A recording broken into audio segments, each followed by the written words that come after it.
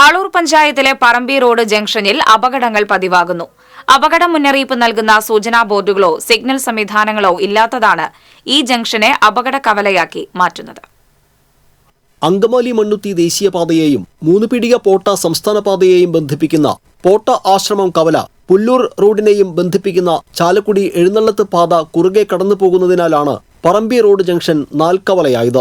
ദിനംപ്രതി നൂറുകണക്കിന് വാഹനങ്ങൾ കടന്നുപോകുന്ന ഈ നാൽക്കവലയിൽ അപകടങ്ങൾ നിത്യസംഭവമാണ്.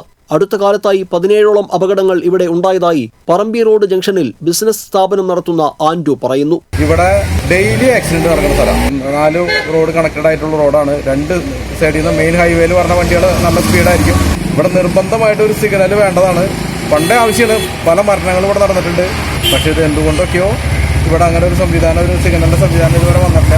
നിത്യേനയെന്നോളം അപകടങ്ങൾ നടക്കുമ്പോഴും പറമ്പി റോഡ് ജംഗ്ഷനിൽ സിഗ്നൽ സംവിധാനം സ്ഥാപിക്കാനോ മറ്റ് മുൻകരുതൽ നടപടികൾ സ്വീകരിക്കാനോ അധികാരികൾ തയ്യാറായിട്ടില്ല.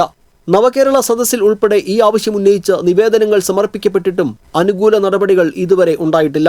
കൊടകര കൊടുങ്ങല്ലൂർ പാതയിലൂടെ വേഗതയിൽ വരുന്ന വാഹനങ്ങൾക്ക് പറമ്പി റോഡ് ജംഗ്ഷനിൽ നിന്ന് ഇടത്തോട്ടും വലത്തോട്ടുമുള്ള റോഡുകളിൽ നിന്ന് വരുന്ന വാഹനങ്ങളെ പെട്ടെന്ന് കാണാനാവാത്തതാണ് പലപ്പോഴും അപകടങ്ങൾക്ക് ഇടയാക്കുന്നത്.